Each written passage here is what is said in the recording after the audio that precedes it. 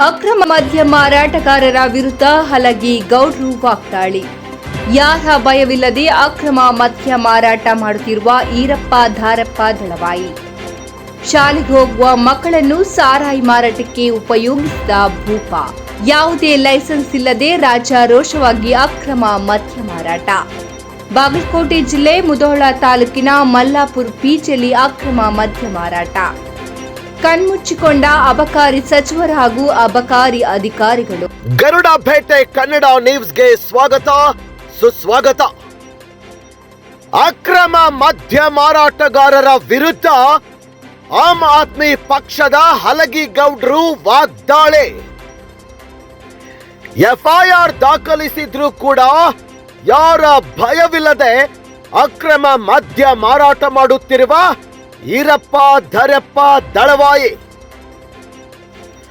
ಮಕ್ಕಳು ನಮ್ಮ ರಾಷ್ಟ್ರದ ಭವಿಷ್ಯದ ಕಂಬಗಳು ಮತ್ತು ನಮ್ಮ ಭಾರತದ ಸಂವಿಧಾನದಲ್ಲೇ ಮಕ್ಕಳ ಹಿತಾಸಕ್ತಿಗಾಗಿ ಹಲವು ವಿಧಿಗಳನ್ನ ಒಳಗೊಂಡಿದೆ.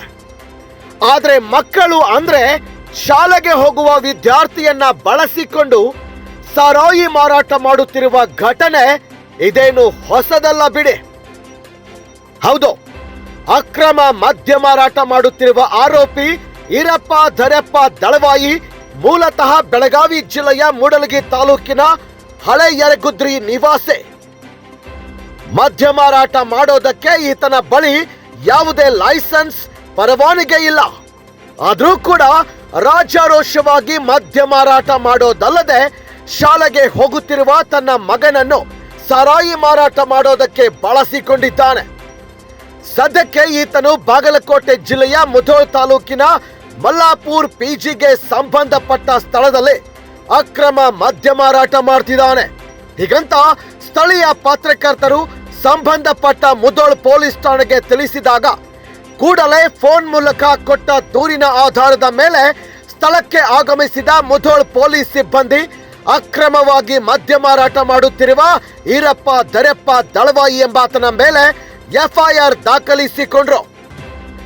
ಭಯಪಟ್ಟ ಆರೋಪಿ ಈರಪ್ಪ ಧಾರಪ್ಪ ದಳವಾಯಿ ಪರವಾನಗಿ ಇಲ್ಲದೆ ಇದ್ರೂ ಸಾರಾಯಿ ಮಾರಾಟ ಮಾಡೋದನ್ನ ನಿಲ್ಲಿಸದೆ ದರ್ಪ ಮೆರೆದಿದ್ದಾನೆ. ಇವನು ಈ ರೀತಿಯಾಗಿ ಯಾರ ಭಯವೂ ಇಲ್ಲದೆ ಇರೋದನ್ನ ನೋಡಿದ್ರೆ ಅನೇಕ ಅಬಕಾರಿ ಅಧಿಕಾರಿಗಳು ಇವನಿಂದ ಲಂಚವನ್ನ ಪಡೆದಿರಬಹುದು ಎಂಬ ಶಂಕೆ ಮೂಡ್ತಾ ಇದೆ. ಮಾನ್ಯ ಅಬಕಾರಿ ಸಚಿವರ, ನಿಮ್ಮ ತವರು ಜಿಲ್ಲೆಯ ಪಕ್ಕದಲ್ಲಿ ನಡೆದಿರುವ ಘಟನೆ ಇದು. ಆದರೂ ಕೂಡ ಕಣ್ಣು ಮುಚ್ಚಿಕೊಂಡ ಅಬಕಾರಿ ಸಚಿವರು ಹಾಗೂ ಅಬಕಾರಿ ಇಲಾಖೆಯ ಪೊಲೀಸ್ ಅಧಿಕಾರಿಗಳು ಜನಸಾಮಾನ್ಯರ ಜೀವನದ ಜೊತೆ ಚಲಾಟವಾಡುತ್ತಿರುವ ಅಬಕಾರಿ ಅಧಿಕಾರಿಗಳು. ಅಕ್ರಮ ಮದ್ಯ ಮಾರಾಟ ಮಾಡುವವರಿಗೆ ಯಾರ ಭಯವೂ ಇಲ್ಲ. ಅಕ್ರಮ ಮದ್ಯ ಮಾರಾಟ ಮಾಡುತ್ತಿರುವವರಿಗೆ ಕಾನೂನಿನ ಕ್ರಮ ಜರುಗಿಸುತ್ತಾರಾ ಎನ್ನುವುದನ್ನ ಕಾಯ್ದು ನೋಡೋಣ. ನಮಸ್ಕಾರ ಆತ್ಮೀಯರೇ. ಮಲ್ಲಾಪುರ ಪಿಜೆ ಗ್ರಾಮದಲ್ಲಿ ಒಬ್ಬ ವಿದ್ಯಾರ್ಥಿ 90 ಪ್ಯಾಕೆಟು ಸರಾಯಿ ಪ್ಯಾಕೆಟು ಪೌಚ್ಗಳನ್ನು ತೆಗೆದು ಸರಾಯಿ ಕುಡುಕರಿಗೆ ಕೊಡ್ತಾ ಇರೋದನ್ನು ನೋಡಿದರೆ ನಮ್ಮ ಕರ್ನಾಟಕದ ಪರಿಸ್ಥಿತಿ ಯಾವ ಹಂತವನ್ನು ತಲುಪಿಬಿಡ್ತು.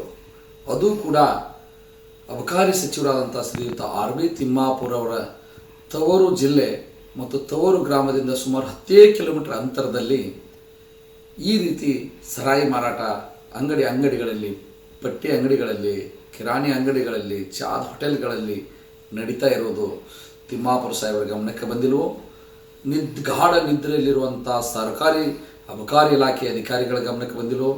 ಪೊಲೀಸರು ಯಾಕೆ ಇದರಲ್ಲಿ ನಿರ್ಲಕ್ಷ್ಯ ತಾಳ್ತಾ ಇದ್ದಾರೆ? ಇದರಲ್ಲಿ ಏನಾದರೂ ರಾಜಕಾರಣಿಗಳ ಒತ್ತಡ ಇದೆಯಾ, ಅಥವಾ ಲಂಚಕೋರರ ಹಾವಳಿ ಇದೆಯಾ, ಅಥವಾ ಸರ್ಕಾರ ಯಾಕೆ ಮೌನ ನಿದ್ರೆಯನ್ನು ಇದರಲ್ಲಿ ತೋರಿಸ್ತಾ ಇದೆ? ಈ ವರ್ಷದ ಮೊನ್ನೆ 6ನೇ ತಾರೀಕು ಮಂಡಿಸಿದಂಥ ಬಜೆಟ್ದಲ್ಲಿ ಕರ್ನಾಟಕ ಸರ್ಕಾರ 46,000 ಕೋಟಿ ರೂಪಾಯಿ ಅಬಕಾರಿ ಇಲಾಖೆಯಿಂದ ನಿರೀಕ್ಷೆಯನ್ನು ಇಟ್ಟಿದೆ. ಅಂದರೆ ಇನ್ನೂ ಸರಾಯಿ ಮಾರಾಟಗಾರರಿಗೆ ಶಾಲು ಹೊದಿಸಿ ಒಂದು ಮಂಚವನ್ನಿಟ್ಟು ವ್ಯವಹಾರ ಮಾಡಲಿಕ್ಕೆ ಅನುಕೂಲಕರವಾದಂಥ ವಾತಾವರಣ ಮಾಡಿಕೊಡ್ತಾ ಇದೆ. ಅಂದರೆ ಮುಂದಿನ ಭವಿಷ್ಯ, ಕರ್ನಾಟಕದ ಭವಿಷ್ಯ, ಕುಡುಕರ ಸಾಮ್ರಾಜ್ಯವನ್ನು ನಿರ್ಮಿಸಲಿಕ್ಕೆ ಇವತ್ತಿನ ಕಾಂಗ್ರೆಸ್ ಸರ್ಕಾರ ಹೊಂಟಿದೆ. ನಾನಿವತ್ತು ಪತ್ರಿಕಾ ಮಿತ್ರ ಗುಗ್ರಿ ಅವರಿಗೆ ಬಹಳಷ್ಟು ಅಭಿನಂದನೆಗಳು ಸಲ್ಲಿಸ್ತೀನಿ. ಇಂಥ ನೂರಾರು ಪ್ರಕರಣಗಳನ್ನ ತಾವು ಒಳಹೊಕ್ಕು ಜೀವದ ಭಯವನ್ನು ಬಿಟ್ಟು ಒಳಹೊಕ್ಕು ಭೇದಿಸ್ತಾ ಇದ್ದೀರಲ್ಲ, ಇಂಥವ್ರ ಮೇಲೆ ತಕ್ಕ ಶಾಸ್ತ್ರಿ ಮಾಡಿರಿ. ಅಬಕಾರಿ ಇಲಾಖೆ ಮತ್ತು ಪೊಲೀಸ್ ಇಲಾಖೆ ಕಣ್ಣು ಮುಚ್ಚಿ ಕುಳಿತಿರೋದನ್ನು ಎಬ್ಬಿಸಿ ಸಾರ್ವಜನಿಕರಲ್ಲಿ ಅವೇರ್ನೆಸ್ ಕ್ರಿಯೇಟ್ ಮಾಡಿ. ಯಾವ ಗ್ರಾಮದಲ್ಲಿ ಇವತ್ತು ಕಳ್ಳಬಟ್ಟೆ ದಂಧೆ ಇದೆ ದಯವಿಟ್ಟು ಕರೀರಿ, ನಾನು ಕೂಡ ಬರ್ತೀನಿ, ಅದನ್ನು ಬಂದ್ ಮಾಡಲಿಕ್ಕೆ ಪ್ರಾಮಾಣಿಕ ಪ್ರಯತ್ನ ಮಾಡೋಣ.